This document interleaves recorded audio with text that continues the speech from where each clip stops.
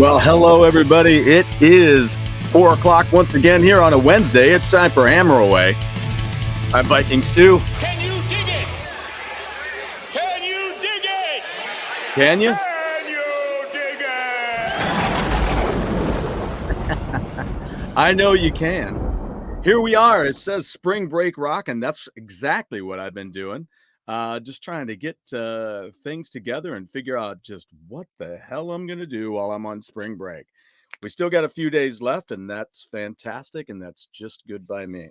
Got a gig coming up, so I got some practicing to get into. Got to make a big phone call tonight, get some things squared away with my buddy Ron Matthews, who's big time helping me out here with the channel with different people to get on the show. I do believe coming up sometime soon here, we are going to have Sammy Hagar's son. It's going to be on the show with us because he's coming into town. He's doing a tour where he goes about and talking about his life as Sammy's son, and then also does some of Sammy's tunes while he's there. So we were one of the bands that were a possibility for that gig, and yet at the same time they had to make sure that they threw out some names for some choices to be made. And there's a band here in town, fantastic band, and called Divine Sorrow, who have some music that has been released on CD. So they were the choice, and it's a great choice. So wish them all the best with that. And I also hope I might be there for the show helping Ron out. So it's a possibility. However, we do have a birth in the family coming up. So I'm not sure if I'm going to be able to be there or not. So we have Blake is in. Now, this is awesome. Blake may end up being here. Don't know. But this, hello, Emma. How are you?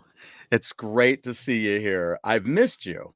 Nuke that like button. Thank you so much. Do that. Nuke that like button. And also just grab an axe and slam down on that subscription button too. It helps out with getting some more guests in here and some talking with some of different musicians that that have been on my list. That maybe they're the ones that people still talk about. Maybe they're ones that people never really thought about. And from some different projects and bands. I was just thinking about one of my former guests that I had when I was doing this on Go Game Go, Hammer Away on Go Game Go. I was talking with some folks, and I talked with the keyboardist and songwriter from Hybrid Ice. So I think soon I'm going to do a little deep dive into that and talk about their version of Magdalene and the Boston version of Magdalene. Great band, Hybrid Ice. Check them out. Drew is here. Time to dig. That's it. And good afternoon, Salvatore. How are you? So I'm serious though, Emma. It's great to have you here. Waiting for your command. Oh well, whenever. Just hit the deal and come on in, Blake, and I'll bring you on. But as long as you're here, then I know that you're here. So yeah. So anyway, great to see all you guys here. Channel is growing. I'm hoping that maybe my new friend Blue from New Zealand might pop in a little bit later. We had a chat over the weekend, which was a lot of fun. They do some just kind of low key things there on her channel, where she'll like hang out in the garage. She's like, remember those days where we used to hang out in the garage and just listen to music? Well, that's kind of what she does. She's not looking to be this big, huge thing, but pleased to be here. Ah, yes, it's all about the hair. I love the hair. And so that's what she tries to do. She has a little, it's like a hang in the garage, and it's pretty cool. So she'll play some music just through her. She'll have a Bluetooth speaker sitting there, and she'll just play that, and it'll come through her microphone, and people can either request things, or she'll maybe have a trivia night if there's enough, if there's a few people there. But she says, not trying to be big or anything huge, just trying to just hanging out, and it's a worldwide thing. That's what happens. You may just have a few people in there, but It's worldwide. Anybody from way over there and way over there and way over there and way back there and wherever they are, you can have a conversation. So, she had some real sweet things to say about the show here. She had a chance to check in and she chimed in when she was here last time. So it's pretty cool. So today, like I said, we have quite a few things to do. We have some cool unboxings. I've got some Viking Plunder to talk about. Talked about it a little bit this morning on my Go Game Go show that I did this morning, where I did a little bit of gameplay and also did a mild unboxing, but didn't show everything this morning because not everything was, I mean, my interest can jump over onto either one. It really is a platform, and the stuff that we talk about can jump over and be in Go Game Go or here, but this is more music centric, definitely music centric. So, so what I wanted to do was show you definitely the Viking Plunder that I came up with. And you know what? I moved something back there, um, which I could probably grab it real quick, but um, either that or I'll grab the real deal. It's a little big though. So here's what we did. We went to, you ever go to these gas stations nowadays? You have Wally's, you've got Loves. If you guys know of one that's in your demographic that's a little different than one of those, uh, just chime in with it right here. Um, it's these big, huge gas stations that have a little bit of a retail side to it, where you can either buy stuff that's good for your road trip or get things like like I did. And I'm gonna pour something in it right now. I'm gonna take my stir, see this, and I'm gonna shoot it right into this little baby right here. See what I got here? A nice Viking horn mug. Put a little stir in there. You know what? Let's just finish that one off. You hear that? You hear that? So well, that didn't quite make it. But then we have our awesome cold Vi water right here from Aldi. I love these. I get blackberry and I buy the grapefruit. I really like those two. And we'll crack that open. I was going to do a beer, but I just had a little bit of dinner a little bit ago. And after I eat, I'm not really a big beer drinker with food. I don't know. That usually goes beer and pizza. But when it's like, I don't know how you guys are, but it's I don't know. I've never. It just seems too much, you know. So there we go. How about that? Cheers. Hmm.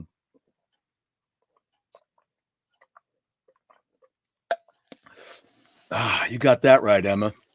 Good to the last drop. I always say that about my drummer too. You may wonder why. I always say that about him because sometimes we'll finish up a song and or we'll be I don't know. Yeah, we'll be wrapping up a tune and he's like all the way to this very end. And so I call him my Maxwell House drummer. So let me finish showing you this. So I walk into a Love's, right? And so I'm walking through and I look over and let's put that up there just to be a gentleman too. Um so I'm walking across the Loves and we're gonna eat there too. They have a place for food there. So I go walking across, and here I see this in a display along with many other pieces, like like shot glasses made in that same way. And it had a little horn piece with the smaller pieces of the horn at the top, and they're going through. So they have four of those like shot glasses, right? So then my kids had gotten me one of these Viking horn mugs, right? Years ago. But unfortunately, right around the bottom, it ended up with a hole. So it was leaking. Well, they had these. So I'm looking at this. Normally they're $30. I'm looking at this. Normally I think it's $30. Is that about right for this as well? Right? But instead, this has a sticker on it that tells me that it's like $5 and this is $7.50. And here's another one that I got for $7.50, which is really cool and pretty heavy. This one's heavier. Okay. All right. And it comes with this stand. So you just put it here, just like this. But look at this. This one has a wolf on it. Pretty cool, eh? I dig that. Kind of reminds you of Game of Thrones, right? It's Game of Thrones-ish. Iskish. So there. Got that one. And then also I got this little like juice glass that has a little design on it. I really enjoy this one a lot. This is one of my favorite pieces. It's about the size of a juice glass. It looks to be, 6 ounces. I don't even think it's not even 8 ounces. It's got to be at least 6 ounces, maybe. Um, so yeah, this was $3.75, I think. Huge, huge deal, right? So I'm gonna have to maybe I'll get a beer ready for this one for the Go Game Go show. Or maybe just next week on Hammer Away. So so yeah, what a great deal those were at the Love's truck stop. So pretty cool. And I think that's it for that. Now, and of course I brought them home in this lovely Hello Baby box. We went up and visited up north, and they're getting ready for a little one there. So they had this box there, and I was like, hey, that'd be perfect for my stuff. All right. So let's see what else we have here. Do we go there? Let's go down. Let's go right here. We got us an unboxing. Got us a few things to unbox. And then today, since we don't have any guests today, so we don't. I'm gonna open this with you guys because this is a cool 2 albums on sky blue vinyl, and I just want to look at this and see what it is, because it's my understanding there's a little something cool and extra in here. All right. Yes, thank you, Lance. It is a legendary unboxing today. Let's see what else we got going on here. What is that? Oh, look at that. It's a wolf. Lance is here. Like button smash. Thank you so much. They are always legendary. I try to make it that way, I suppose. Do I try, or does it come to that? Oh, Kathy Ireland is 61 today. Wow, really? Still one of my all-time favorites. One of my all-time favorites of the previews for Saturday Night Live was when Mike Myers, I've said it before on here, I'm sure, Mike Myers is standing there with Billy Joel. Join us on Saturday Night Live this week when our musical guest will be Billy Joel. Hey, you used to be married to Kathy Ireland. And he goes, it was Christy Brinkley. And he goes, you wish. Oh, one of these days I'll check out all my videos and figure out just how many times I've said that. But see, maybe Emma wasn't here that day when I said it. So there you go, Emma. That one was for you.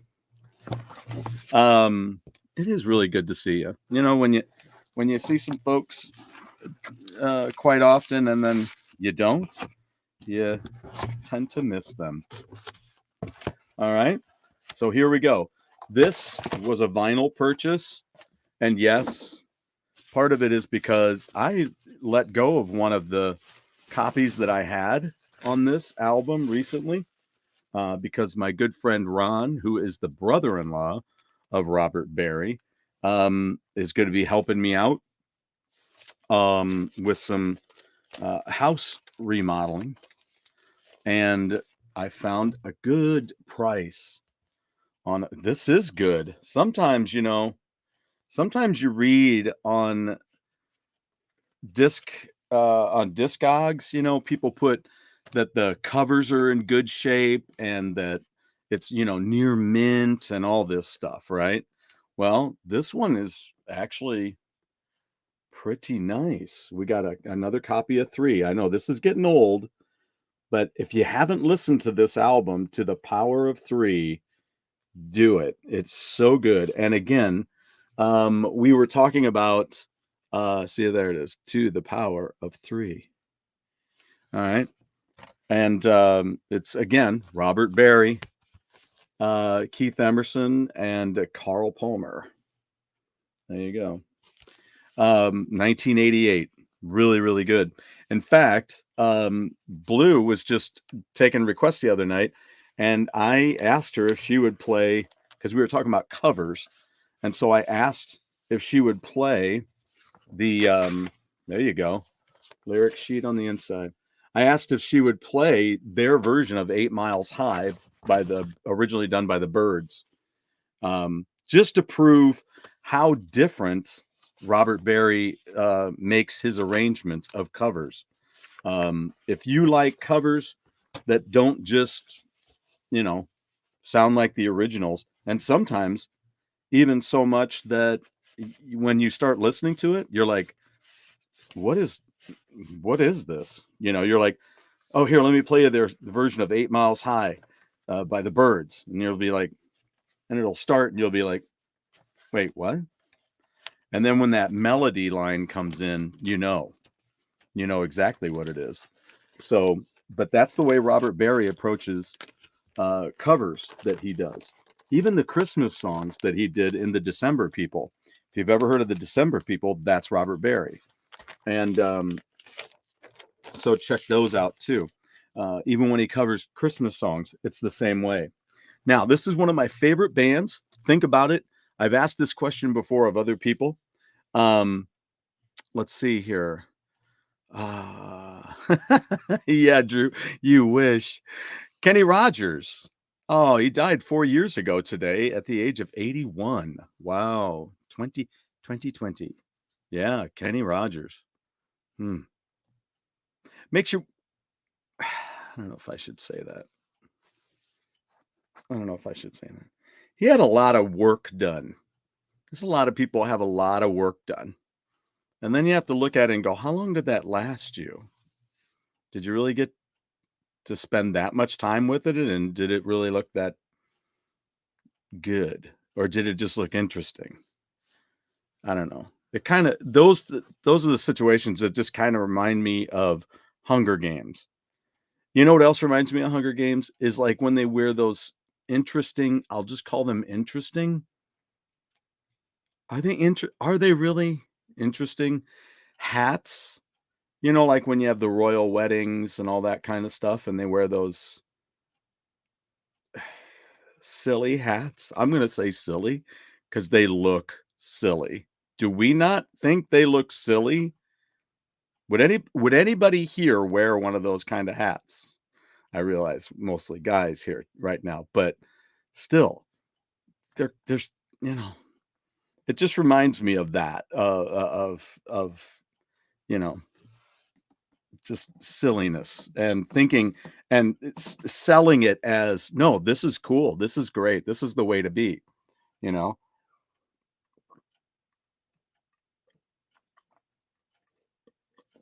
oh yeah, that's what I'm talking about. All right, so on this day in '92, Basic Instinct premiered. Really? 92. Wow. Not sure plastic surgery. I know on women it can look very creepy. Uh, yeah. I mean, there's degrees of it, but I think in a lot of ways it comes out looking silly, or you just know that it's been done, or it's just doesn't, it's in no way, shape, or form natural looking at all. At all. And I'm like, what, I don't know. I'm like, what good is it? Um, and I get when it's something for your health, for especially like women, if you have to have uh, breast reductions and things like this, and I, These are things that are for your health, for your back issue, and all of that kind of thing. That's one thing. But when it's vanity, when you're like, hey, this looks great, doesn't it? No, it really doesn't.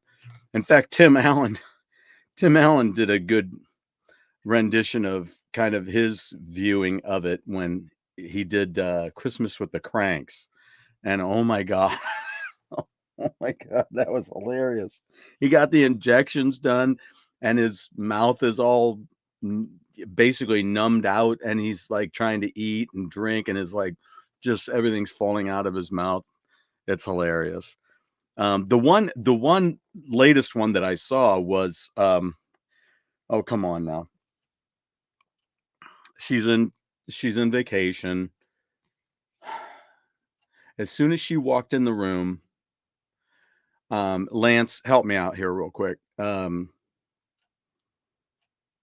She's got like it's one of those three names. Why can't I think of it? Well, man, I can see her. Anyway, she was the wife in vacation. Um, and then she was also when she walked into the room. In what was she in? Was she in the what was the one Violent Night? She walks in the room and I was like, "Oh, Beverly D'Angelo, that's what it is." Beverly D'Angelo. She walked into the room and I'm like, "That's somebody that must be somebody famous, but I can't recognize her." And then I saw it was Beverly D'Angelo and I was saddened. I was saddened.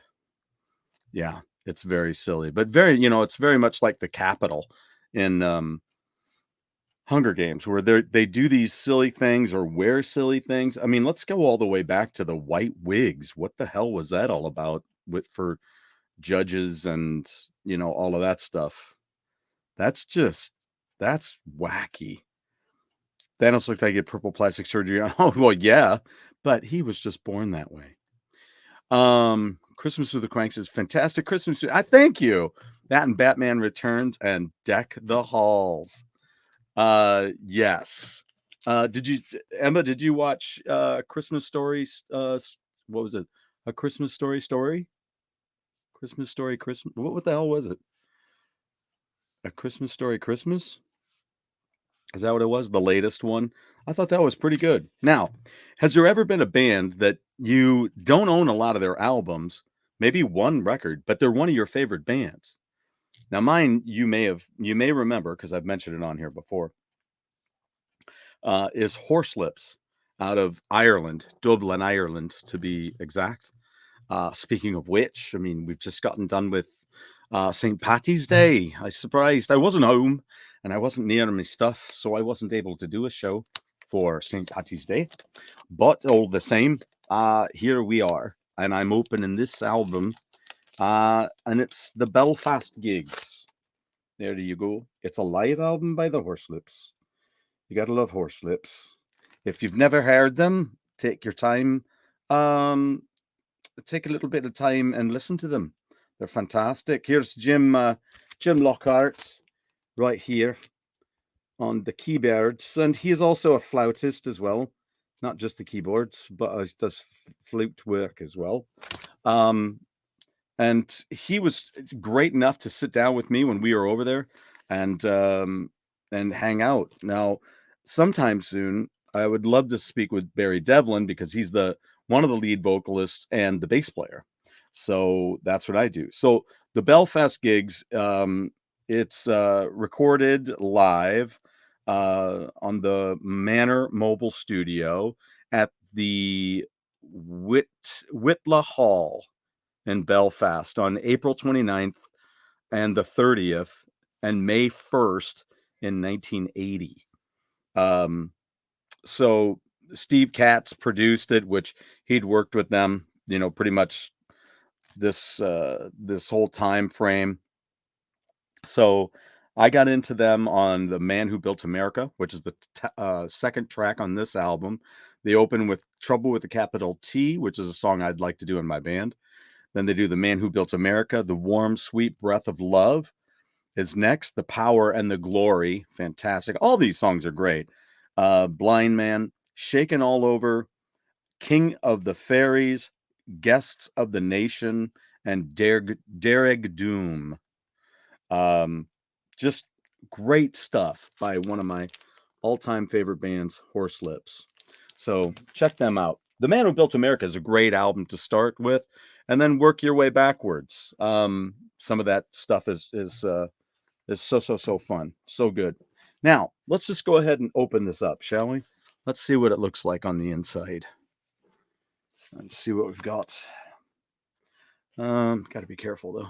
Don't want to go too crazy with the knife, right? There we go. See if we can probably just leave the plastic on, shall we?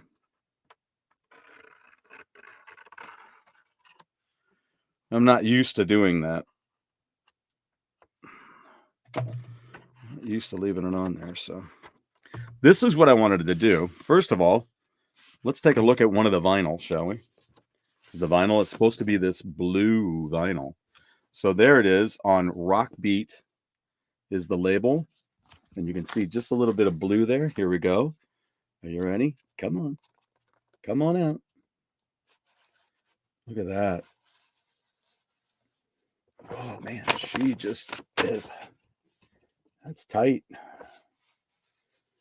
It's tight or it's like extreme static, which is fine.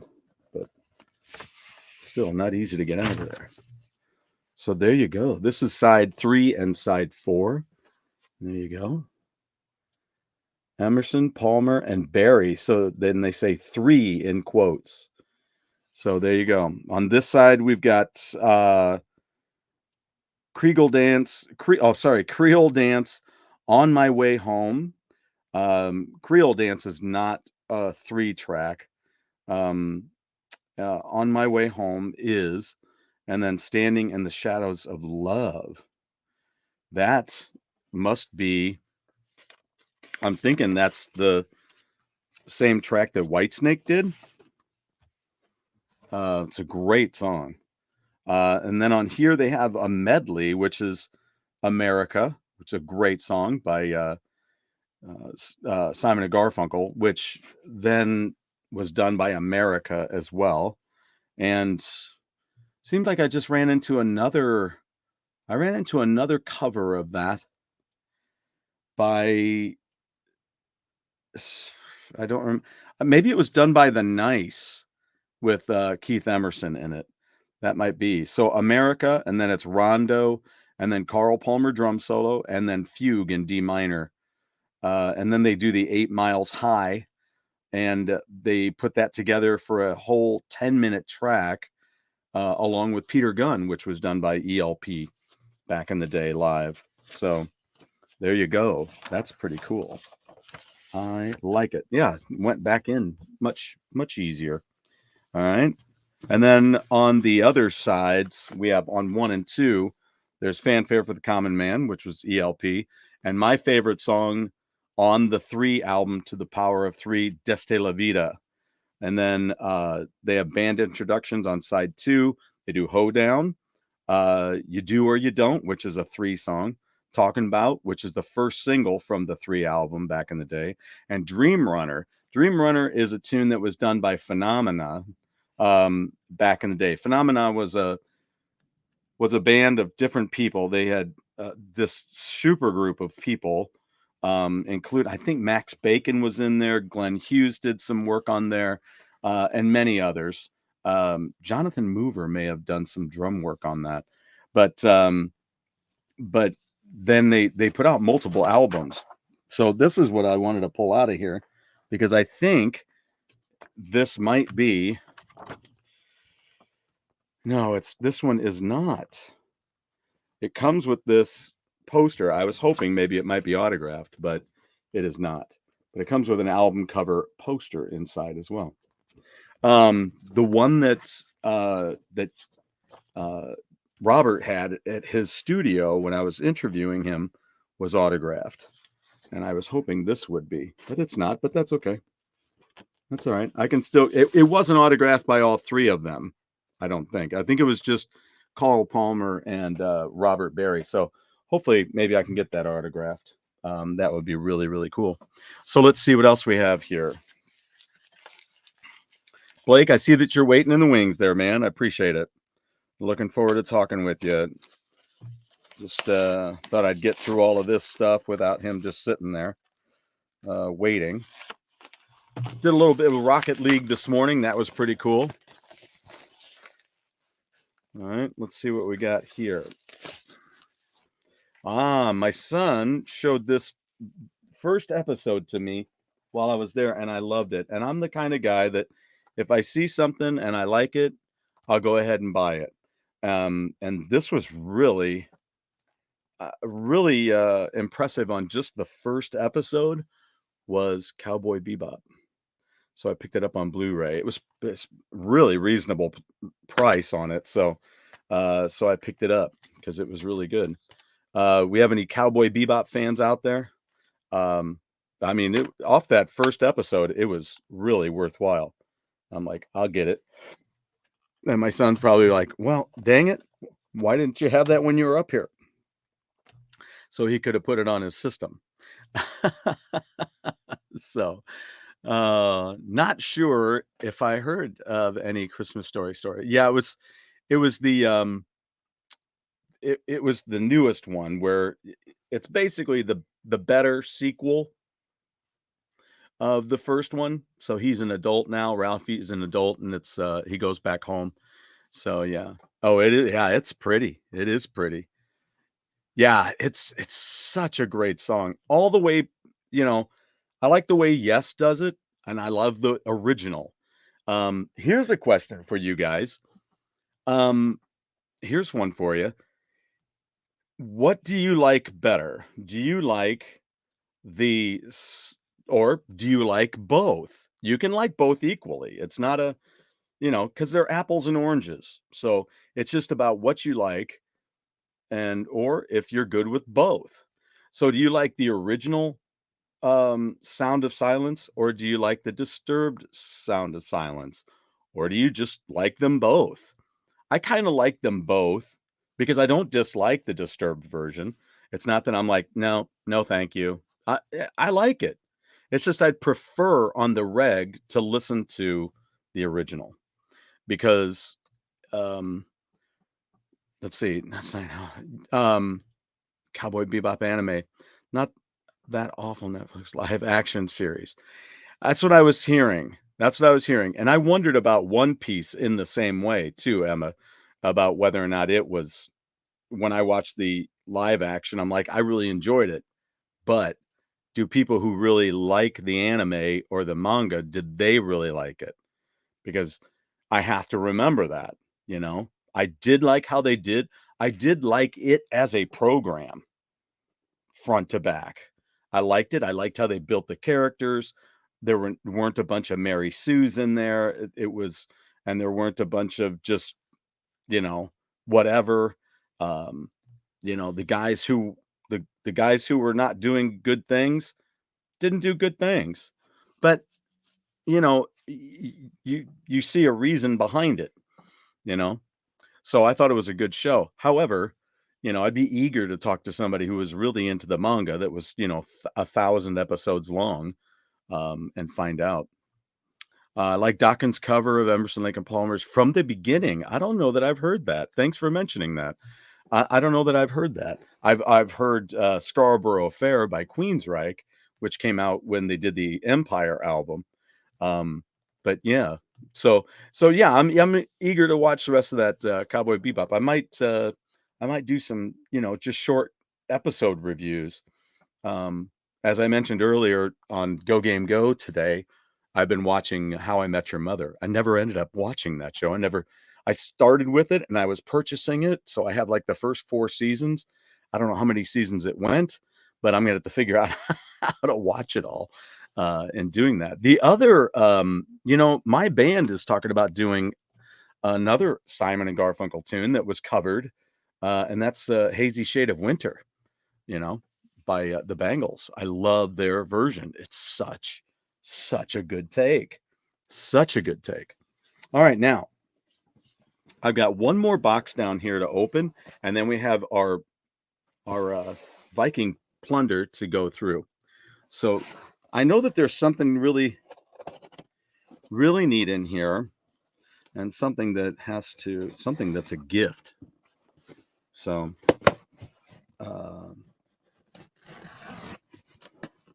sometimes I like to gift my best friend a little bit of something here and there. She me best friend.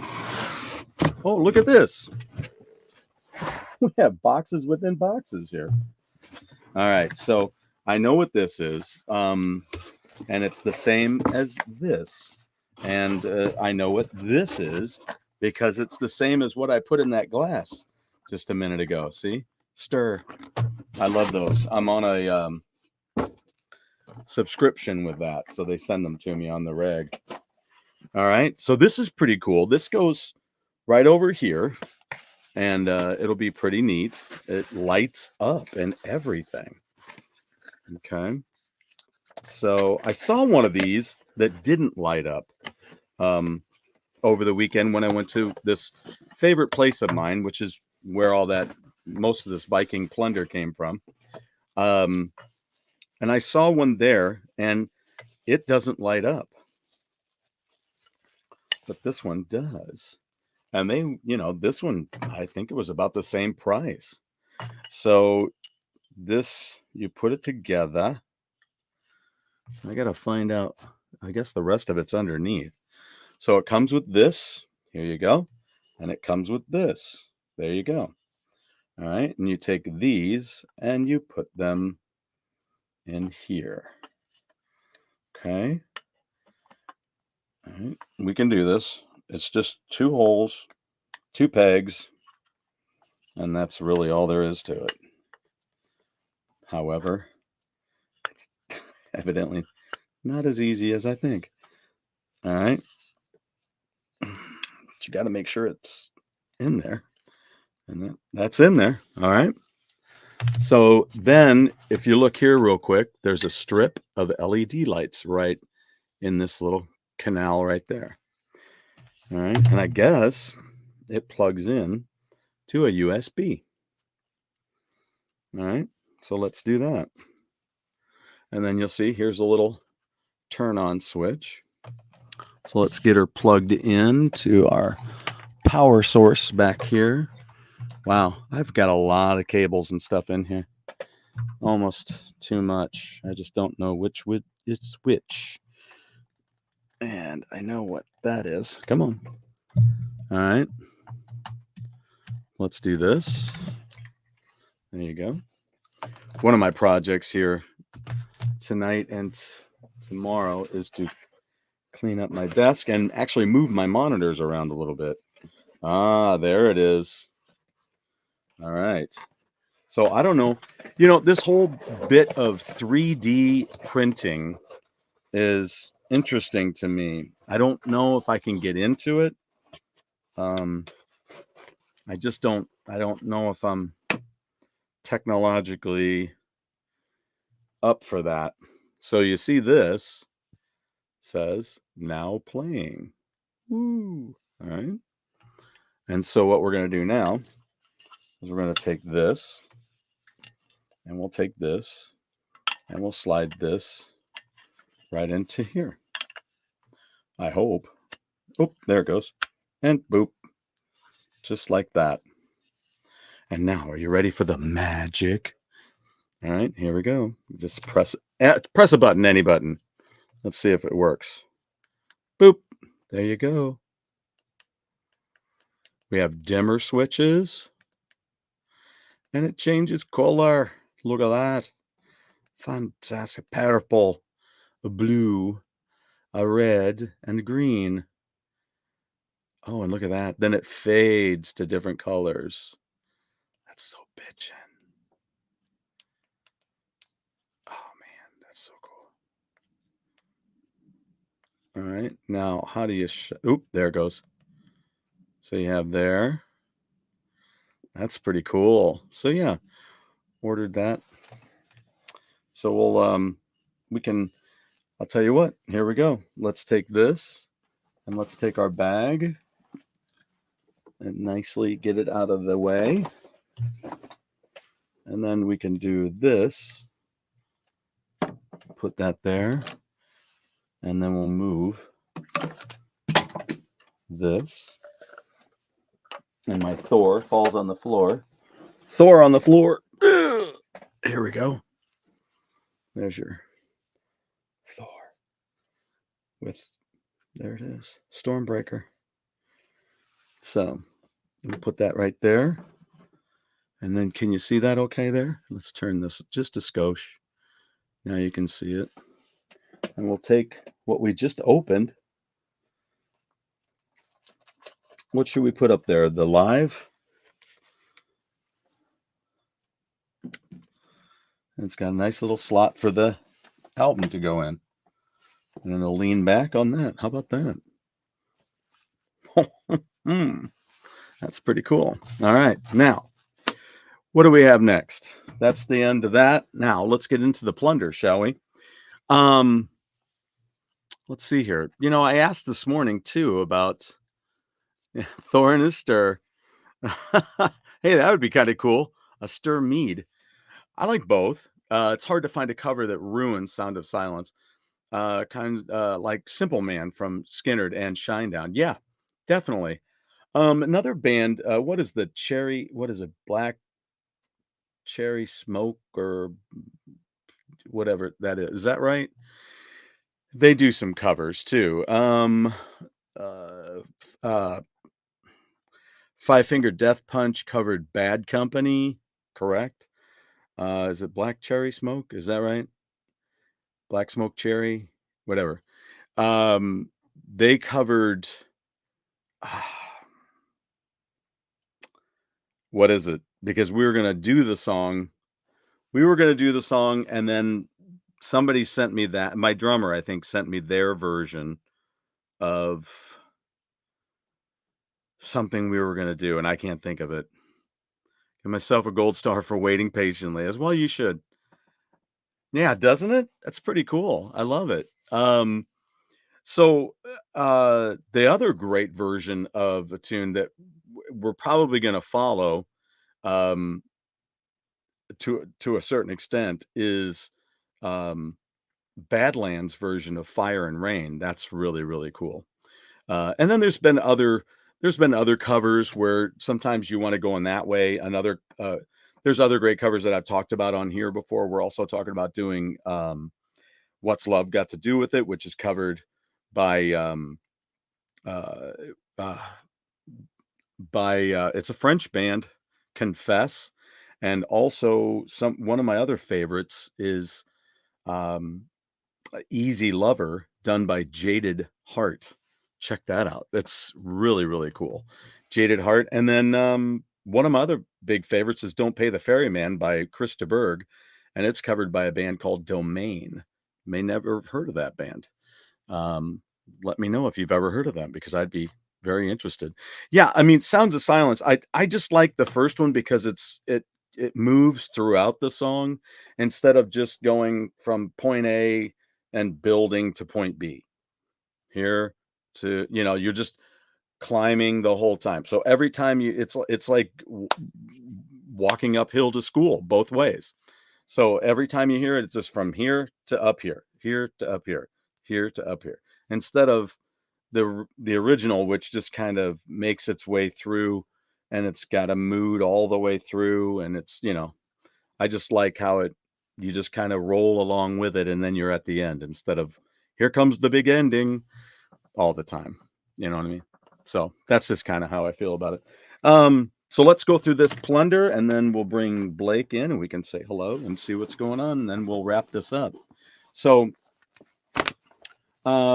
so every time I go up to Evanston, I always go to the place called the Squeeze Box, and they have books, they have vinyl, they've got CDs, they got DVDs.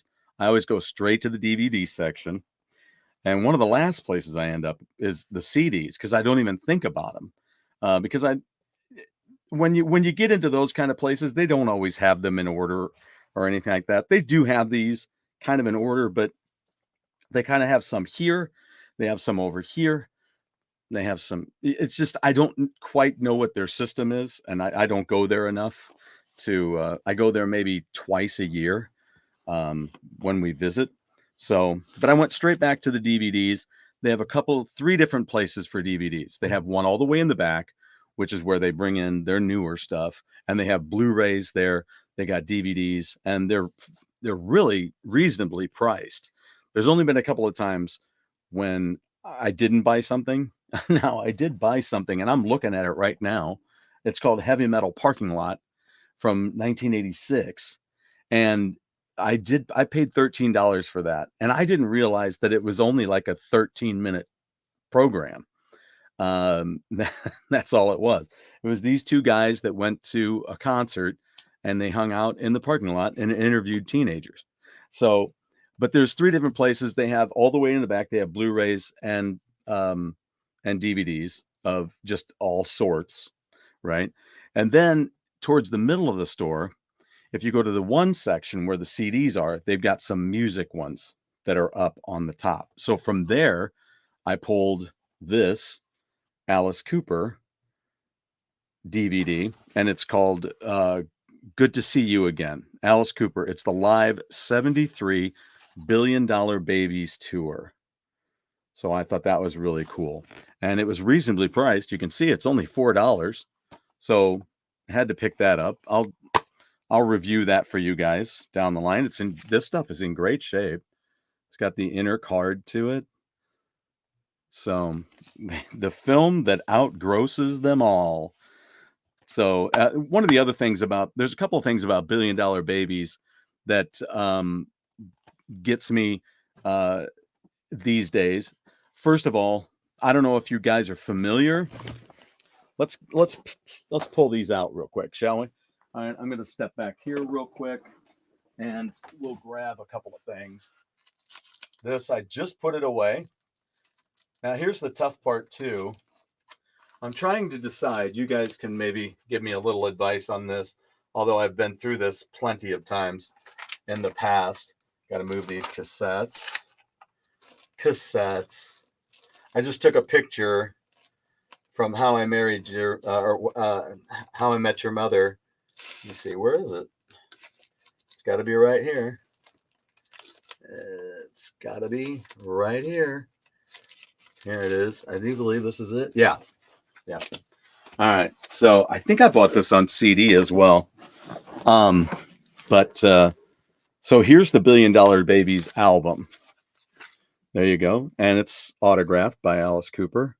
When I met up with Alice Cooper, when he did an appearance at the Keishi blood drive years ago. So there you go. So that's it. Also, there's the Generation Landslide tune is on this album. That's the name of the band that I interviewed not long ago. Anthony White was on the show, and I spoke with him. And Generation Landslide is the tune from this album. And so then also the band from back then went off on their own. There's the band. All right. And they did their own band called $1 Billion Babies. And this is their album Battle Axe, which the album cover is a piece by Peter Lloyd. I'm just going to see. It isn't. See, I've done it again. I have done it again. Back in the day, see, Peter Lloyd was huge doing album covers, right? Well, he's doing art. He did art, some of which was used on album covers. And then there were some album covers, yes, he did some custom pieces, like he did Atlantic Crossing for Rod Stewart. Also, he did Point of No Return for Kansas. But then there were these other folks. This says design and illustration by Ernst Tormahine.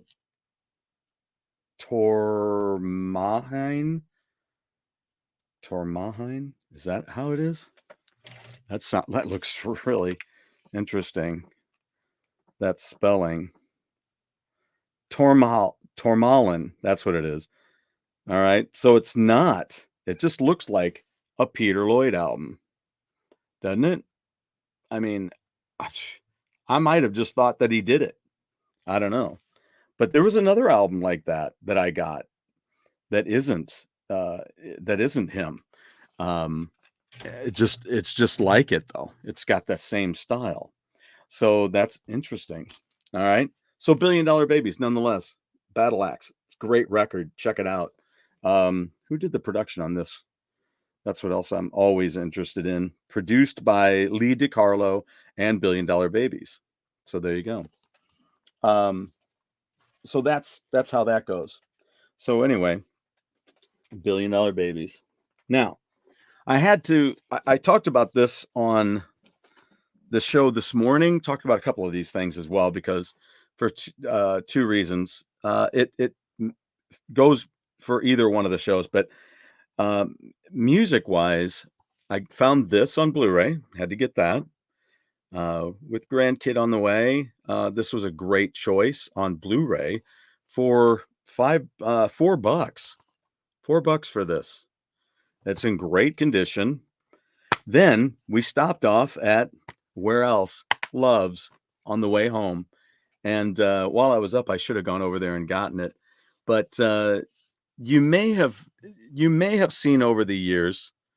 Let me see if I can find this. You may have seen over the years. I could put in Flaming Tiger Head. Let's see if we find it. I'm sure I can probably find it here.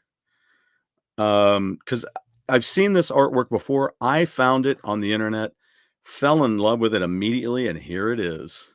Fantastic. Let's see if I can get this up on the screen here. Let me see here. See if I can do it. I bet if I put this over here and I did this.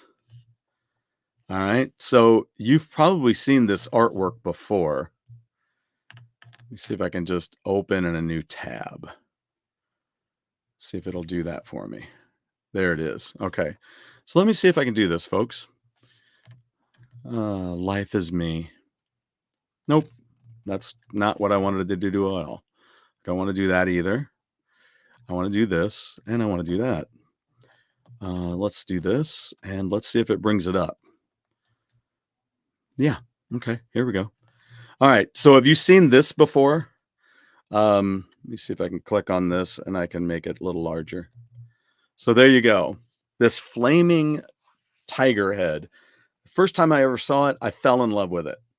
And then I decided that I wanted to use it, so I put it on a banner. I actually doubled it and had the heads going out, and I used it for my banner for Ragin' Cajon.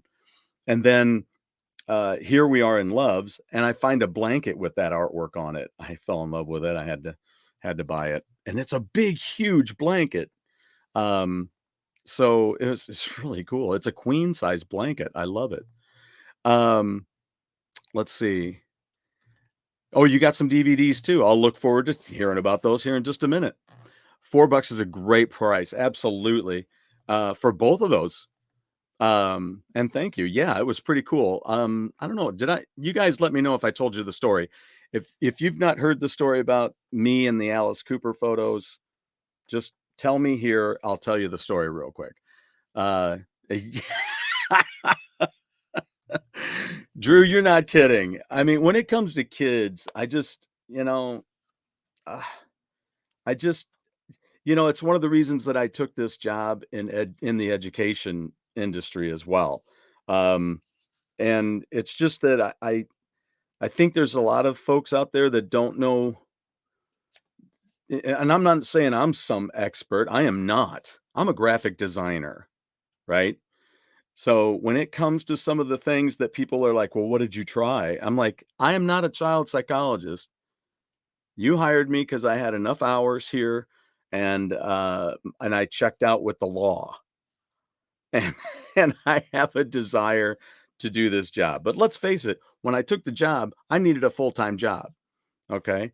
So, that's what it came down to. But do I like doing it? Of course. Do I like working with students? Of course I do. Otherwise, I wouldn't do it.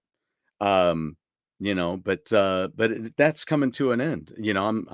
I'm about done with it, and I've got other things that I'm moving on to, right? So thanks, Drew, for saying that and noticing that, because it's gonna be true.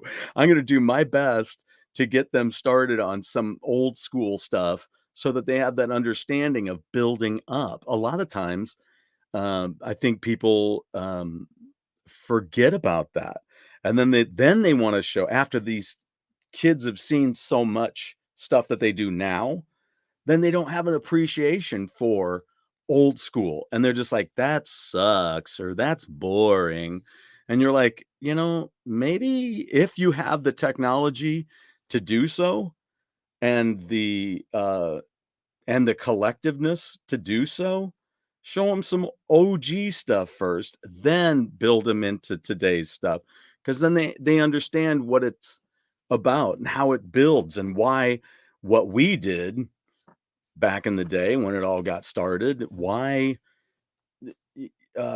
why things looked like that or why we were cool with that. I'm taking this out. It's time to match up with Emma. Um, if you got it, show it. So, I think that's just one of those things. Yeah, man, and I'm having a tough time letting it be around with my cat too, because I just don't want him going, and chewing on it. I don't want him to do that. So anyway. All right, you wanna hear about the Alice Cooper story? All right. Wanna hear your meeting with Alice Cooper. All right, here you go. Are you ready? This has been, many, many years ago. So, uh, it was many years ago when the second part of this story happened, was many years after when I met him. So, I met him in probably, let me see, I it was in the early '90s is when he and I met up at the so Casey would have blood drives, and they'd often have them at Carpenter's Hall, which is a place that's down just if you ever make it through St. Louis and you go to the zoo, straight down the road on Hampton is Carpenter's Hall. There's a McDonald's right across the street from it. Uh, and that's that's the last McDonald's I've ever been to. And it was many years, almost 10 years ago. Um, so Carpenter's Hall. So I went there for at least two of their blood drives. It seems to me that was three that I went to. Uh, but at the two that I went to, Alice Cooper was at one, and the other one had members of Hardline because they were opening for Mr. Big out at Six Flags. So when Alice Cooper was there, I was there from work, and I think I was working at the Disney store at the time and my full-time job. So, my full-time job, I wore a button-up shirt and khaki pants, and I was clean shaven, short hair, um, and, yeah, clean shaved, short hair. So, I go in there and I'm waiting in line to get an autograph. I got the 3 things autographed. I had, I had an ad that came from a oh, shoot, what the heck was it? It wasn't Radio and Records. The the was it a publication called The Record Album? Something like that, and they came to the radio stations, and I think I got one from Keishi, and on it was an ad for his album, that had Poison on it, which, why can't I think of the name of the album now? So it had an ad for that, and I got that autographed. I got Billion Dollar Babies autographed, and I got From the Inside autographed. The cover that opens up, the one that he did. The only thing that I regret not getting autographed, that if I when I do meet him again, I want to get my Marvel Premiere comic book autographed by him. That from that whole time frame. That's from that whole late '70s into the '80s timeframe when he, after he had, been visited the institution, let's just say. All right. And they did the album from the inside, which was about people that he had met that were on the inside. Um, and things like that. So I need to do a deep dive into that storyline as well. Maybe we could have him on and do a quick deep dive about that album. That would be really freaking cool. Um, so anyway, go in there, waiting in line. There's a gentleman behind me in line who's got a nice 35 millimeter camera. He's wearing glasses, has kind of this, I guess, kind of frizzy hair, right? And nice guy. And he says, "Hey, could you do me a favor? Can you take my picture with Alice when we get up there?" I go, "Sure." I tell you what, if I take your picture with your camera, could you take a picture of me with him since I'm right here in front of you? And he goes, "Yeah, absolutely." So we do that. I get up to him. He takes my picture. Then we switch. He signs my stuff. We switch. He gets in there with him, take his picture. And then he says, "Okay, I work at this place at up in Cross Keys. And so I'll get it printed for you. And then I'll tell you when I got it. And you can just come up, pick it up." Sounds great. Does that. He has it blown up. And I'll show it to you. It's, jeez. I'm just wondering. I I think it's right here somewhere. I can probably show it to you. Um, so so he does, and I go pick it up, and he had it blown up into an 8x10. Hang on, just let me see if I can see what I've got it right here. Where did I put the box, people? Oh, it's over here. Hold on. Let me see if I can do this. My apologies. I mean, this is going to be a thing that I go through. This is a collectibles. This is a box that I keep all my cool stuff in. And in fact, I need to do this anyway because I have a set list from the Steelheart show that needs to go in here. So this is where I keep all my set lists and all that stuff for now. So I'm gonna make a run through this thing and show you guys all this stuff at some point. And a lot of these, so many of these come with the strangest stories, guys. I mean, there's some interesting stories. So let me see if I can find this here real quick. That's all A. There's B. Ooh. All right, here's C. Oh, there. Yeah. Uh-oh. Where is it? Well, that's weird. Okay. I don't see it right here.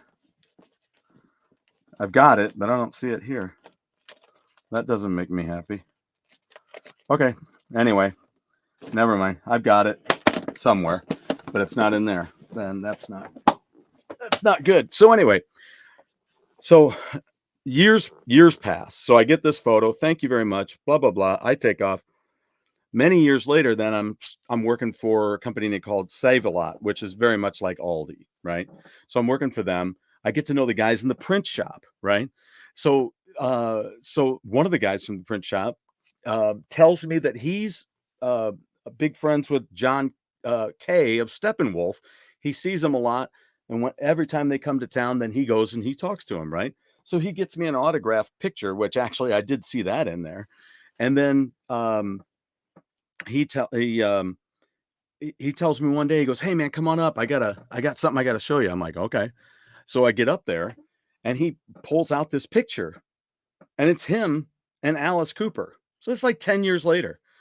And he's like, "Here, I wanted to show you this picture of me and Alice Cooper." I go, "Dude, I took that picture." And he's like, "What?" And I go, "Yeah, you had the camera. You were behind me in line. I took this picture." And he goes, "Oh, wow. Yeah, you're wow." So here I was, this guy, and he shows me this picture 10 years later. I'm like, "Dude, yeah, I've seen that picture in person. I took that picture." So it's kind of wild, really, really wild.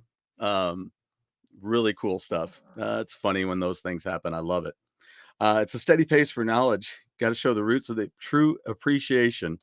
That's it. That's it. Ah, the hair's coming out. Yes. Yes, yes, yes. Yeah, Poison. It's my favorite Alice Cooper song. Yeah, it's fun. It's fun. He did a an R-rated version of that video as well. Yeah, there's some nudity in there. Did you show it someone recently? No, no, I don't think so. I mean, it's here somewhere. Um, it bothers me though that I don't know right where it is. You know what? Um, for whatever reason, it might be in the record. I may have put it inside the record or something. I don't know. You like Save a Lot? Yeah. I used to work there. I used to shop there. Well, here I will show you this real quick. Here's one of the things I've got in here in this box. Oh man, that's hilarious. I wish I had an example of this because we have a letter that came in from somebody back when I used to work there. But this is what I used to do. So I designed this. They're cocoa diamonds, which is like cocoa pebbles. So I drew this guy and made it all kind of an adventure thing, and so I did that. Also, I did the peanut butter crunch. I did that box cover. I did this illustration of the alligator. Um, and then, and let me tell you, folks, I want to tell you something right here and right now. Um, our good buddy Jeff from Go Game Go is a fantastic artist. Okay, and he has influenced me. He's one of these guys where I say that people's artwork speaks to me. He's one of those guys. I love his work, and he was actually up for this same job, and I figured he was going to get it um, because his artwork is just amazing. So let me tell you, when you look at these pieces of art, um, especially this alligator, I want you to know this because I got influenced by him. Um, when I would see his artwork, he had this great way of outlining things, of having this nice thick dark line around the outside and even here on the inside, right? So he has this great style of doing that, and you can notice it on his when he did his caricature uh, for the show. But I borrow that from him because I love that style. So when you see that, that style, that outline that's totally him. This was a Fruity Diamonds, the Fruity Pebbles thing that we did. So pirates. So I drew that guy. Somebody told me it was me. I was like, come on, that's not me. Uh, it may kind of be, but it's not. And then on the back of the box, here's one back thing where you had these little paper puppets. So we had Petey Parrot and Captain Diamond Dan, Blackjack Bart, what's this other guy? Skinny Jim and Skipper Smitty. Um, so I did that. And also for that serial, I did this maze as well. So I did all the artwork for that. Um, got some influences from other things, but put these together myself for the boxes. The last thing I don't have here, seemed like I had one hanging on the wall a while back, but it's a Captain Chaco.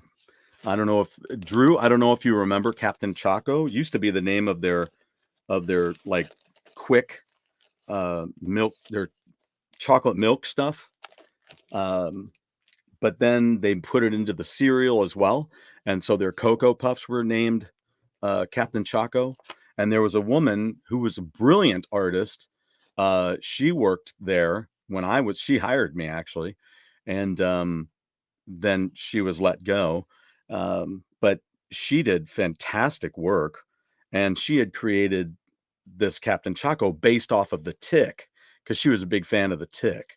So she did that, and then they wanted a new cartoon for it. So I wrote a whole new cartoon with the Chocodon, and you can find it out there on Facebook. There's even a Captain Chaco Facebook out there if you ever want to look that up. And then on NeatoCoolville.com, Neato, Neato, Coolville, .com. You can go out there and find Captain Chaco artwork, and you'll see my with the Chocodon.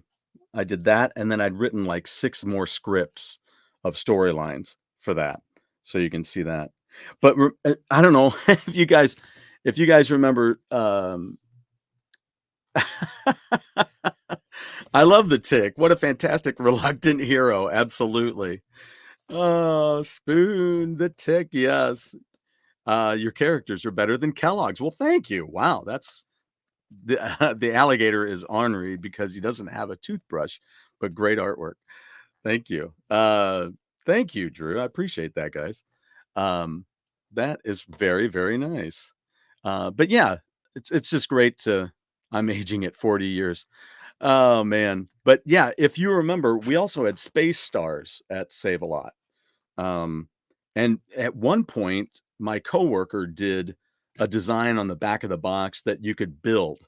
So you could cut all the parts out and make a spaceship, right? Well, so if I can read all of this, I think I should be able to read all of this. Somebody wrote a letter. It says, care of egotist, storytelling, warped people responsible for this project. To whomever, on your box of Space Stars, you have a spaceship to cut out and put together. Well, exclamation point, exclamation point, exclamation point, when really all they needed was a comma. To do this little chore, you will need 3 space scientists, 3 space engineers, and 1 week. This little paper toy is a farce, joke, sham, and brings bad blood between parent and child. Your kids say to you, boy, are you dumb? Can't even read directions or fold cardboard. The person or persons, I don't remember what it says at the bottom there. Oh, it's 2. I'm sorry. I'm sorry. It's 2 pages. That's right. It's 2 pages. The person or persons that came up with that idea has a very sick mind. So the person or persons who came up with that idea has a very sick mind. I, for one, will tell all I know not to buy your product no matter how good it is, just for this degrading and frustrating ordeal. I tell you the name, but I won't. I could, because they put their name on it. I wouldn't have put my name on a letter like that. I never would have written a letter like that. But how hilarious is that? Those responsible for this. It's just a toy. And maybe you need to teach your kid not to talk to people like that. That's not very nice.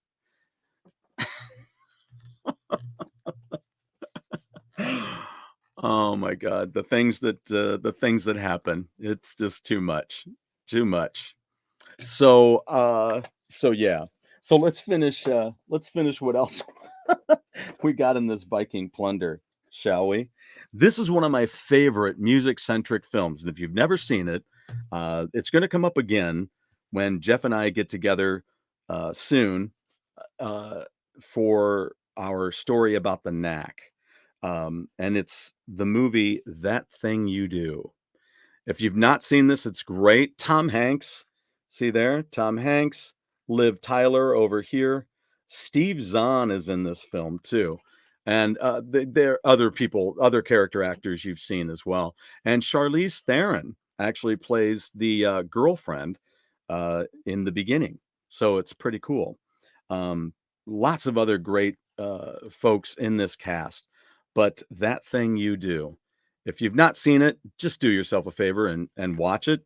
Getting it on Blu-ray was a happy moment to get that.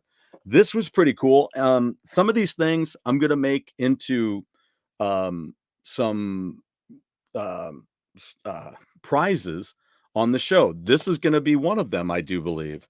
Um, I think so. It was a $5 grab. I flipped out because this is Clint Eastwood, the 50th anniversary collection celebrating 50 years of filmmaking. And this is volume 3, which what does that mean? Well, to me, I didn't really I didn't know. I wouldn't have known. But what it means is this is the entire set of Dirty Harry films on DVD. Not only do we have them, if you notice that sheen on it again, this sucker is sealed still. All the Dirty Harry films in one box set for $5, still sealed. It's pretty crazy. So that's going to be a prize on the show sometime coming up. Um, Speaking of which, another piece here that's gonna be a prize as well. This I got for $2. It's in great shape. It's like brand new. Um, and it's part of uh the time frame when they did the 007 Legends, and they're talking about some of the games on the Xbox 360, PS3, Activision games. On the inside is a Blu-ray version of Doctor No. Bear, bear. And I just watched a video today, actually, um, with Rick Beato talking about the James Bond theme and how it was, and he talks about the chords and everything used in it and how it was written. And then also he made mention of it was very different at the time because they were using an electric guitar within a song with a backing band. Um, and so with orchestral music. So it was kind of interesting how they did that. So also for $2, I found this. It's American Masters videos, and this one is about Les Paul chasing sound.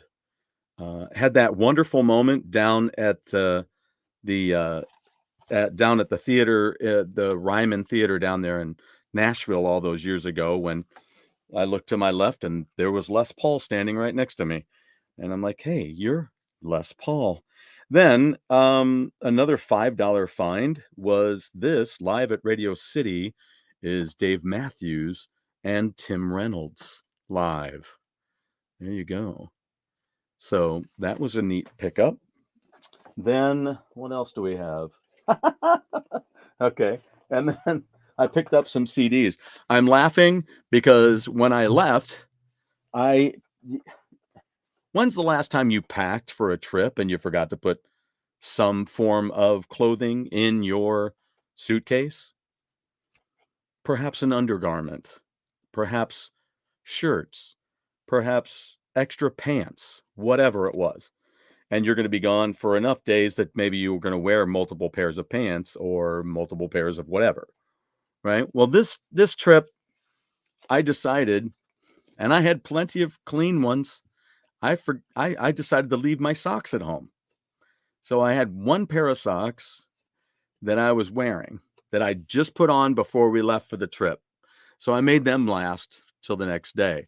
But I went to the dollar store, which is really the dollar and a quarter store. It's not the Dollar Tree anymore. It's dollar and a quarter tree. Actually, it's Five Below. Five Below should now be called 10 Below. Call it what it is, folks. But I found some casual crew socks, Ted Lasso socks. And of course, I keep the box because I'm going to cut this apart and I can make some magnets out of that. So that'll be fun. So anyway, what I found was Patti Smith's book, unabridged on CD, Just Kids. So I picked it up. Looking forward to checking that out. It was only $6. So that was a great price. Then, like anybody else, really, like any of us, need another copy of the Eagles' greatest hits. But this is the very best of set that they put out, which was a 2 CD set in this nice cardboard layout. I actually got one of these discs I ended up with one time, but there it was. They had it all there for $5. $5 for the whole set, and it's in really nice shape. So, and it'll go well when I do the deep dive into the magazine that I bought as well. Then, in order to commemorate our trip to Memphis, I got Sun Records collection from down there, and the vinyl that I picked up was the Go-Go's Beauty and the Beat. This was the most expensive thing I got there. It was $8 for this on vinyl, but it was in pretty good shape. Had one little bit of a stain on the front, but nothing too major. And what a great record. Great album. Great start to their career. I'll tell you what, as far as taking off and really going big. It's good stuff. Now, Blake has been sitting there at the computer this whole time, and now that I'm ready to bring him in, there he is. Hey, man, what's up? Hello, sir. I just got back Doing- from going to the bathroom. So you Well, thanks for letting me know. These and many other things are things I had no recollection ever wanting to know. So they put their name. Yeah, I was trying to think of what you're talking about on that. Put their name. I'm gonna get my Oh yeah, they put their name right on the letter. I know, it was killing me, man. He's getting a couple of beers. I remember that thing you do. I have the soundtrack. Very good movie. I don't Yeah. know if I should be showing this. So the reason that I mentioned that it's important to the Knack thing is because the Knack would, when they put out Zoom, they would immediately put out another best of record, and on that it's what's it called? I want to. It's not retrospect. They had another one called that, but it was a best of, and on there they put a version of that song because when Doug Feiger said when he saw the movie, he heard that song and he goes, "That's a Knack song." You know, I mean, it's kind of like when they talked to Mark Mothersbaugh about Weird Al, and they said, "What did you think of Dare to Be Stupid?" Even though it's not like a spoof of one of your songs, it's very much like one of your songs. He goes, "Yeah, it's great." He goes, "I wish I'd have written it." So that thing you do, the title song, is an original song. Yeah, yes, it is an original tune. Let me go get some of my DVDs here really quick. Oh, okay. Yeah, I'm eager to see what you got. Dirty Harry and the Death Wish movies are timeless. Yes. Yeah, I bought the first. Did I get the first Death Wish or what did I get? I guess so. Man, that was a rough one, man. Those are kind of rough to watch for me. The Dirty Harry films are easier for me to watch, I think. But I just, oh man, Never seen them yet. When women are mistreated, like some of these movies, I can't handle it. I just can't handle it. I never pack clothes when I travel. I'll buy 2 of anything I needed and just keep swapping accordingly. Whoops, wrong one. Wrong DVD. Hilarious. That's hilarious. All right. So where did you go to get DVDs? Why did you go on eBay to get some of them? Oh, you went on eBay. Okay. So what'd you get? Wasp, the Sting, and there's a lens flare there. Oh, okay. Live at the Key Club in LA. Let me read the back of this really quick. On April 22nd, 2000, the Undisputed Masters of Shock Rock returned to the Key Club in Los Angeles to deliver some evil. The show that fateful night reestablished Wasp as one of the most entertaining, skillful, and controversial rock bands on the planet. Containing all the band's greatest hits and unforgettable performances from Blackie Lawless and Chris Holmes, this bonus-packed live DVD captures Wasp at their uncensored best. Okay. So that was 2000? Yeah. Okay. Cool. And what's weird is that this was released in 2001, so when I originally watched it, I didn't think the album that they put out at that point, Unholy Terror, was released, and it was. Okay. All right. What else did you get? What you should do with this is put a sound bar like I got and turn it all the way up. Well, yeah. Yeah. What else did you get? This was actually on Amazon. I actually got two of these here. Okay. You get the actually this is a combined VHS tape thing here. You get Def Leppard's Historia and In the Round in Your Face. Yes, I have that. Oh, I actually have that. Yeah. Yeah. And then I also have the movie that they did for VH1 Classic too. Well, I haven't seen it yet, but I don't remember this being on here. Bring It On the Heart. Oh yeah, they filmed two versions here. Okay. Yep. Yeah, that was a good show. I saw that tour. LA Guns opened up, and it was in the round. Good show. All right. Then we got Visualize and Video Archive. Oh, okay. Yeah. All the different videos they did, right? Yeah. Yes, sir. Okay. Cool. Wait a minute. Oh, here we go. Gideon Campbell joins Def Leppard. Yeah, he's the reason why Def Leppard's so horrible now. Whoa! Wow! Ouch! That is what? What do you mean by that? I'm sorry to say this, Stuart, and people can hear me say this. Vivian Campbell is a dick. He what? He is a dick. Why? Because that Ronnie James Dio is now passed away. Like Vivian said that he never got paid anything in the band and basically wished death upon Ronnie. Now look what happened. Ronnie's dead. He's still alive. Yeah. So that's my point. All right. Anyway. I don't know. What I got here. I think there's probably a lot of. I mean, there's three sides to every story, right? Well, we need to hear his side instead of his wife's side. We need to hear it from him, but he's dead. Anyway. I don't know. You know, when it comes to that stuff, I don't think any of us really need to hear. You know what I mean? I mean, it's getting to the point where it's just he said, she said, he said. You know, it's just it's a joke because when it all comes out in the wash, who gives a shit, really? Exactly. I mean, just make some good music. I mean, let's face it, Def Leppard's not. They're not in the record business anymore. They're not out to make good Def Leppard records anymore. They're just making records now and again, like few and far between, and they're not interested in whether or not people like me like it. They don't care about that, which I don't mean that in a horrific way.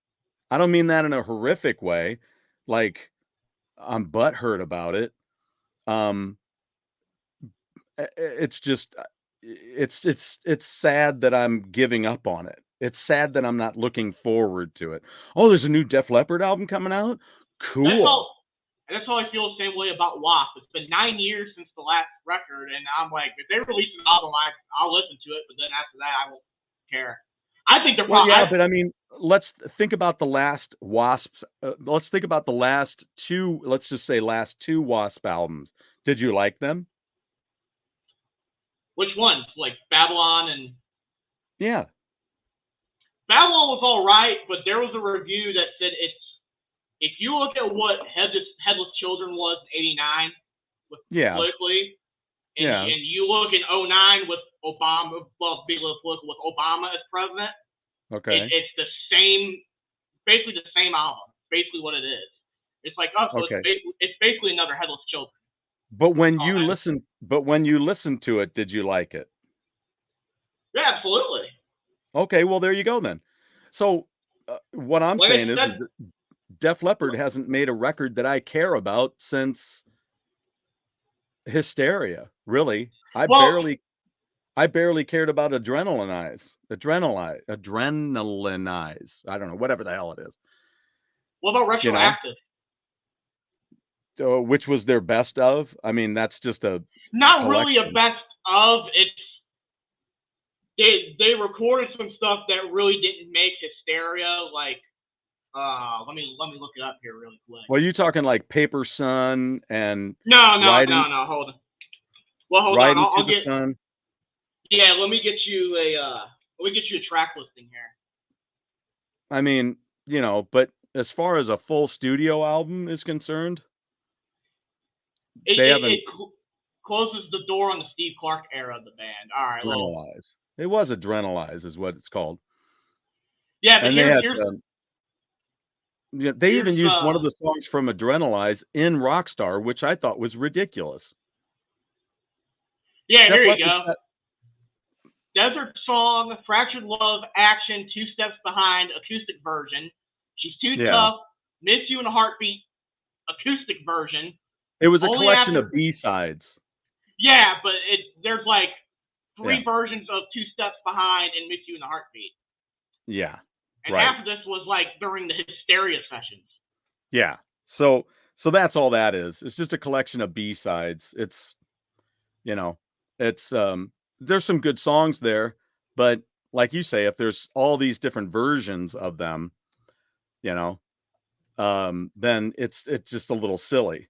But the but the thing that gets me is that I haven't, again, Hysteria was in 1987. Yeah. And that's the last thing I cared about that they've recorded. So, and steadily their albums have gotten less and less Def Leppard over the years. The best thing that I think that's come out from Def Leppard, I think, is Joe Elliott's Down and Outs. I mean, that's, you know. I call Def Leppard now Dead Leppard. The Dead Leppard's been dead since not only Hysteria, but since Steve Clark has died. So therefore, I'm not trying to be, an ass about that. I'm just being serious. Like that Def Leppard's been dead since '91.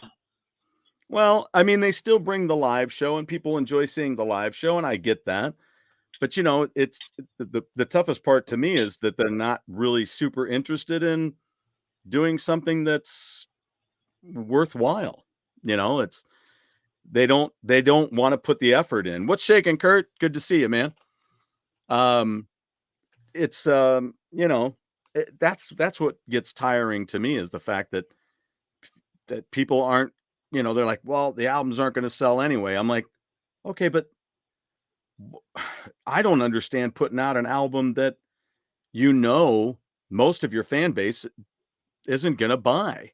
And then you talk about, well, albums don't sell. You're like, well, no, they're not going to sell if you're not good. You have to have something that your fan base is going to like, because your fan base is me. Exactly.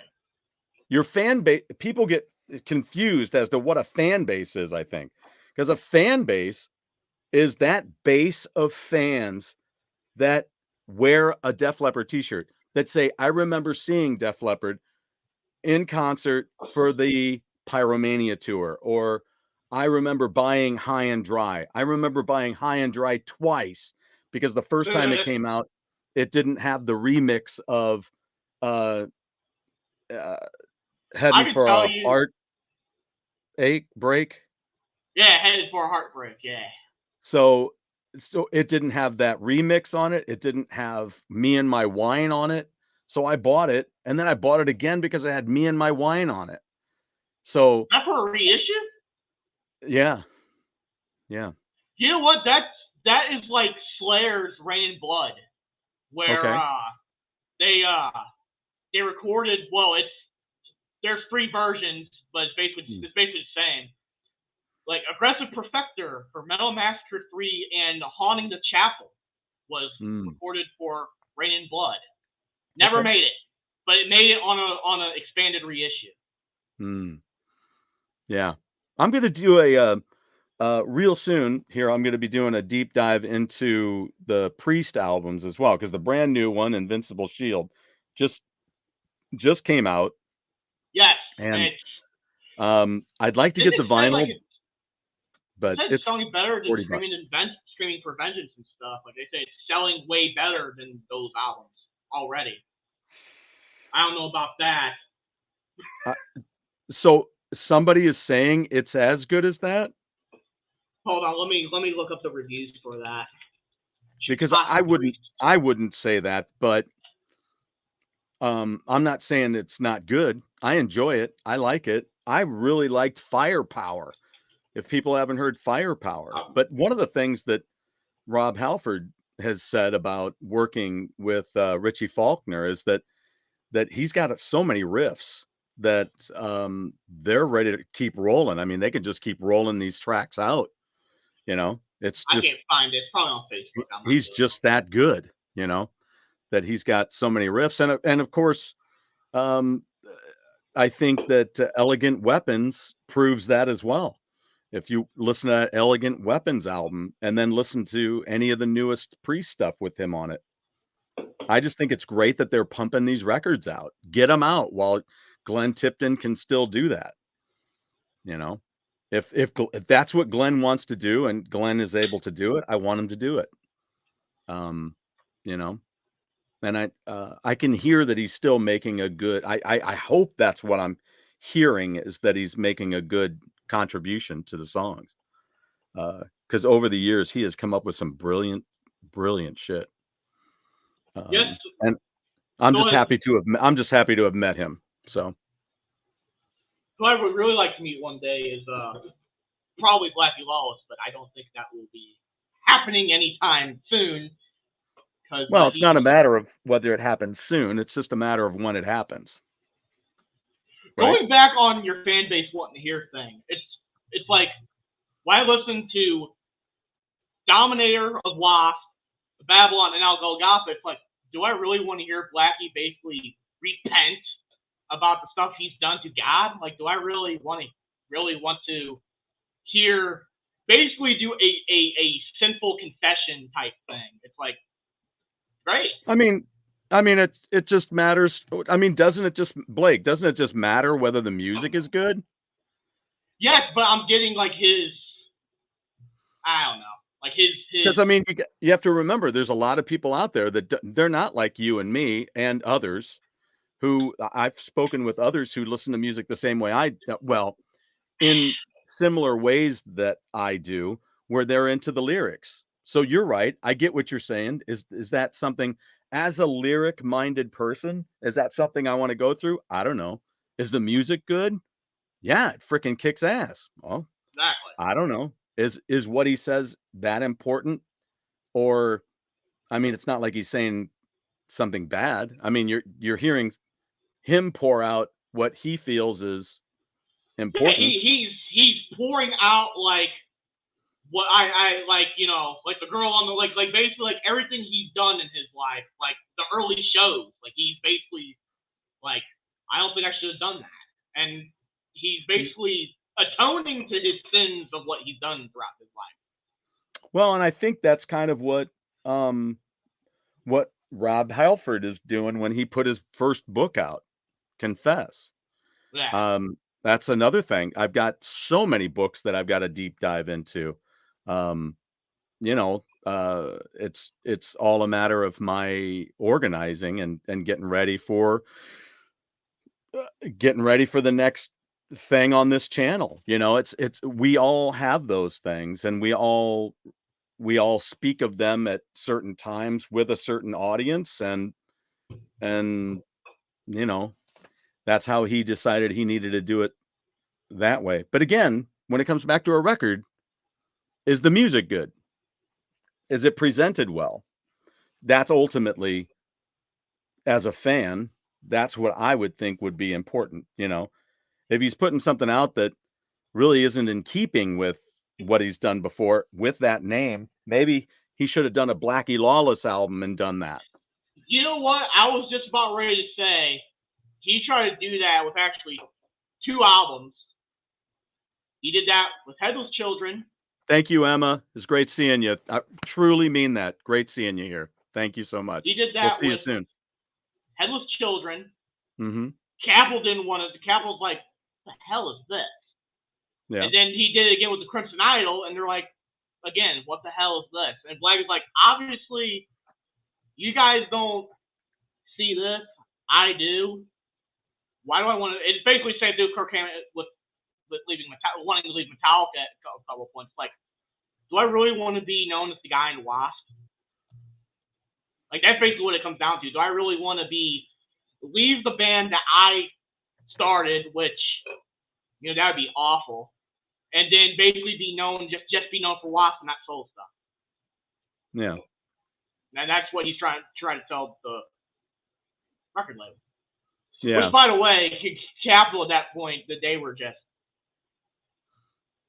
stupid morons. It's a tough call, because in that industry, you're kind of stuck either continuing to do what you've always done, which doesn't suit you as you get older. That's like, it suits you for an amount of time, and then you gotta kind of, then you change. Either you realize, I'm too old to be acting like this. It's not right for me as an older person to be acting like this, or like Alice Cooper. Alice Cooper has embraced it. And I don't know why Blackie's having a problem with it, because Alice Cooper is got to be one of his main influences in what he's doing. Blackie's gotten used to it now, but it was the pressure from Capital. Yeah. And he's like, well, you guys are basically forcing me to give up. Like, imagine like if Steve Harris was sold and just gave up on Iron Maiden before British Lion was even a thing.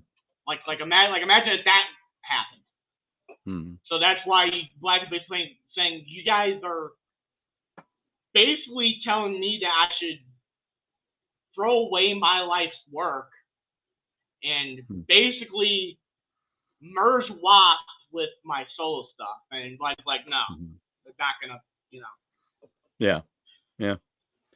Yeah, it's tough.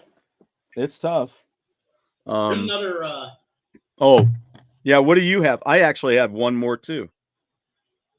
Clip them off. Oh, there you go. What's the name of that one?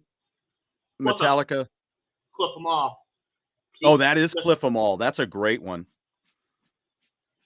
That is a great one. I'm surprised people snuck into Stone Cliff at his best. Yeah.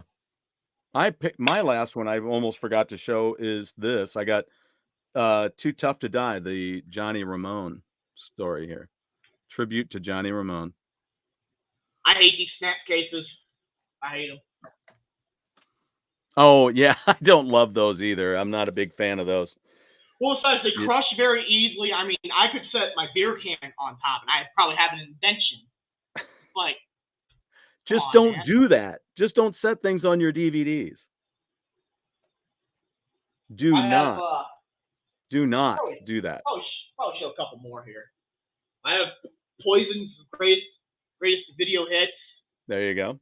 Which again combines. Trying to think. Sight for Sore Ears and Flesh, Blood, and Videotape. I guess Richie Kotzen's on that, right? Yeah, No, I don't think Richie Kozen's even on here. There's no Richie Kotzen on there? No. Hold on. It says, Cry Tough to their then most recent work, Power to the People. So there's hardly any videos. Well, hold on. Cry Tough. Yeah, I don't think there's anything with them on here. I don't know about that. I'm going to put in Poison, Richie Kotzen, Richie Kozen. Hey, executive producer. Richie Kotzen. Executive producer is Brett Michaels. He was on the Native Tongue album. Yeah, but they're wait a minute. I think there's Stand. What the hell is Stand? Is that on Native Tongue too? Let me go see here. Yeah, Stand. Yeah. Yeah, that's the only music video with them. Okay, then there you go. So Richie is on there. And then they had a song on there called "Until You Suffer Some Fire and Ice." I think I Yeah. own that. I'll have to listen to that. I haven't listened to a lot of that newer Poison, and Richie Kotzen is so good. You get Additional all the tracks. musicians on that album are pretty interesting. They have Jay Winding on piano, but Billy Powell from Leonard Skinner is on that record. Mike Finnegan is on the organ. Tower of Power, they have the horn section. Timothy B. Schmidt from Eagles is on there. Then Tommy Funderburk, and let's see, even the first AME Church Choir is on there. But lastly, on tracks 1 and 2, which tracks 1 and 2 are Excuse me. Native Tongue and The Scream, is Sheila E. on percussion. Don't know who that is, man. What? Yeah, sorry. Okay, so hold on. If you watch The Greatest Night in Pop Music, which is a brand new documentary about the making of We Are the World, you will see her on there. I don't know why do I have that on a background? That's not the background I wanted. Where's my You were background? just now noticing that. Who's stepping in on me? No, you gotta get out of here, cat. Go, get out of here. That's Get the going. real background right there. That's what I meant to put up this whole time. This hasn't I been a have, lightning news flash. Lightning news flash. This hasn't been a lightning news flash. There's yeah, your lightning news disregard. This flash. never happened. That never happened. I have So, a couple other Metallica ones. I actually have Dawkins Unchained the Night. Actually, I got Yeah. 3. I have Unchained the Night, one Live Night, good. Live from the Sun, which is like, I think it says there on the back of the case, it's like one of Jeff Pilson's many feudal act shows as bass player. And I got the Japan Live 95. Wow, you have 4 of them. Yeah. I put Japan Live 95 in. Who is the band that you have the most DVDs?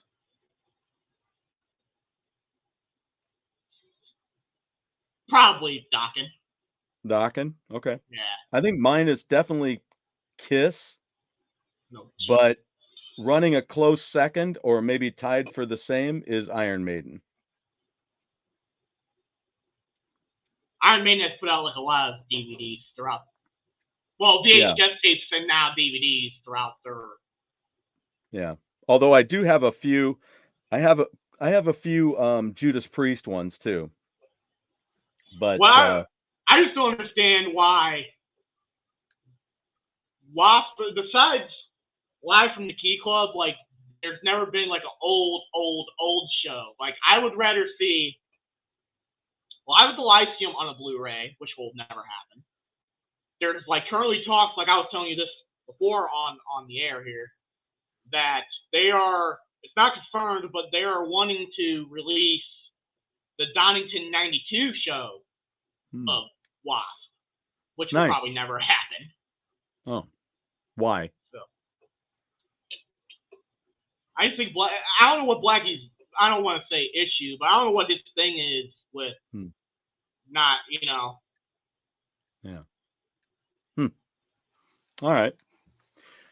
Well, I probably better cut it off there, and I'm going to be bringing you guys a lot more shorts, some quick views of some different things. We're going to go through that box. Also, I'll see if I can find that. I've got to see where I put that doggone Alice Cooper photo. What I hope we really do at some point, in all actuality, and I could be brought on here, is to do like an Iron Maiden deep dive someday. Okay. Like what? Like the albums. Just go through the records? Yeah, go through the records, yeah. Okay. All right. I definitely could do that. I've been following them since 1982. So. Yeah, let me know, man. I'd be interested to do that. Okay. All right. Yeah, we got it, and we can. Okay. Yep. I don't want to give it all away here, but yeah. We'll probably text off off the air about it. One day it would be nice to get some of them on the show. I would love to have some of the members on the show. I'd love to have Paul Diano on the show. So I like to have Bruce Dickinson on the show. I'd like to well, have yeah. Blackie Lawless on the show since I can ask him questions. Yeah. I want to ask him questions about the Tormentor demo and live, which will. Yeah. Well, before we go, thank you, Blake. I appreciate you coming on with me today and hanging. And then, even though I'm sorry it took so long to get to that point, I was about to croak over here, man. I'm like, oh, good Lord. You wish you weren't going to croak. You wish. No, I don't. No, I don't. Hey, look, guys, I've got a corpse on the show. Isn't this great? Don't do that. That'd be bad. No. Oh, and so what did you think about this, Blake? Real quick, while you're still here. So, original album cover, or 20 years later for the anniversary edition, they changed the cover to this. What do you think? I can tell you the story. I can tell you my I guess comedic story. Murray came in and killed all the angry. Put that original back up for a minute. And he killed all the townsfolk, the angry mob, and then he killed the dragon. That's the story there. Yeah, there you go. So, okay. That's the way I perceive. Is that what the skulls are on its earring there? Yeah. The townspeople are like nowhere in sight. I dig the artwork and I get what's going on here, but again, I just wish it was more dramatic. Did you read I want a shot with a camera low to the ground, shooting up past the dragon's face. You can see the tongue in the foreground, but you're looking just over and you see there's, a little different perspective. That's all I'm asking. Just make it a little more dramatic without having so much of the sky in the background. There's just a lot of sky back there. I forgot to I want to do this here eventually. Did you read the Holy Diver graphic novel? No, but thank you for mentioning that. I haven't read it yet, but basically, like, the plot synopsis is that they do a story of like the priest being thrown into the ocean, and they're asking like basically, was the priest that nice of a guy, or was the priest, for lack of a better word, an asshole to lead him to that point, to being thrown in the ocean? Thank you, Drew. That's kind of what I thought. I kind of thought the same. That dragon just looks like it's sleeping. Sleeping in my rear end. He don't look like he's sleeping. It does on it does on here. Its tongue is hanging out. It looks like he's had a little too much to well, yeah, but partake in. Yeah, but it doesn't look like it's party. It doesn't look like, I mean, you should have cut the head off or something and had the head looking the other way, or I don't know, just something more. You're right, Drew. That's maybe part of it too. Just looks like the dragon's sleeping, and there's no cool. See, like, I take it back, and I'm going to say this, and then I'm going to cut this off, because I got to finish this because I got to do another show at 7. But yes, I will be participating in the chat for that too. But the thing about it is you need to have a little more something in it to make it effect. A little more dramatic effect. Like when you're talking about, I'll get the picture and I'll put it up next time. But like Paul Galassi did, or Paul Gullacy, however you say his name. Hopefully one day, I'll know. I think he's still alive. So anyway, but they did.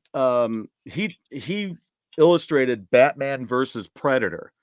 And there's a great scene in that book where he takes a camera angle of Batman driving the Batmobile, and it's as if the camera is on the brake pedal or the accelerator. So he's shooting, his camera view is coming up through the driver's wheel, the steering wheel, and you're seeing him. So it's really a cool dramatic shot. I've never seen anything like that before. And yeah, it's just there. Like he caught a fish. Yeah. Yeah. Thank you, Drew. That's exactly what I'm getting at. There's no passion, no nothing in this. Now, they also re-released, when they re-released the 20th anniversary version of the first album, then the priest is not in the water. The priest is flying into the water. So What, the 40th? Huh? 40th anniversary or the 20th? The 40th anniversary or the 20th? For the 20th anniversary, whatever it was. Yeah. Might have been the 40th anniversary. Yeah. Well, like the 2022 remaster. Yeah, when they did. Yeah. So yes, that would be correct. It would be like a 40th anniversary. But whenever they did the anniversary ones, the remasters, then yeah, this is the super deluxe 2022 remaster, and the priest has glasses on, and he's being flung into. Yeah, he's being. Yeah, he's heading for the water, not in the water, and shown from chest up. So, yeah, it's just interesting. I don't know, but I don't know. That's all. I will talk to you off air about our Iron Maiden deep dive. Yeah. Hang tight, and I'll talk to you for a minute, and then I've got to step away and take a quick break and get myself ready for the show. So, all right. Thank you very much, Blake. I'm going to put up the graphic here in just a second. Thanks to everybody in the chat. Really appreciate it, and really warms my heart to have you guys here. And a little extra warms my heart to see Emma here with us today. I've missed having her with us, and that's fantastic. Drew, always great stuff. That's just as much I really appreciate it. What's Natalie Portman's character name again? I forgot. What's that? I said with your Natalie Portman's character in Thor, as much as you miss whatever her name is. I don't know. Jane. Yes. Yeah, probably just as much as you miss Jane.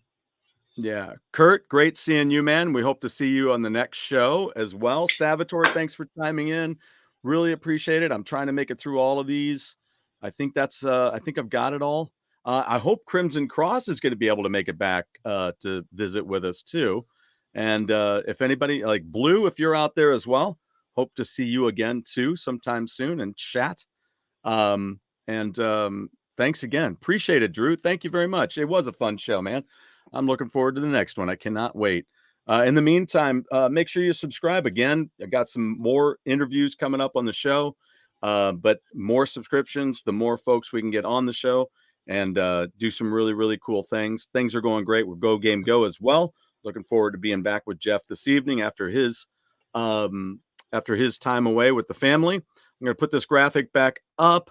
Remember also to, be good to those people out there. When you step out your door every day, just remember that, you're in everybody else's world. They're not in yours. So make sure that you, accordingly, and that includes driving. You know what a passing lane is and what a driving lane is. We're going to have that lesson coming up. I'm going to do a video on that one. So, all right, you guys take it easy. Thanks again, Blake. We will see you all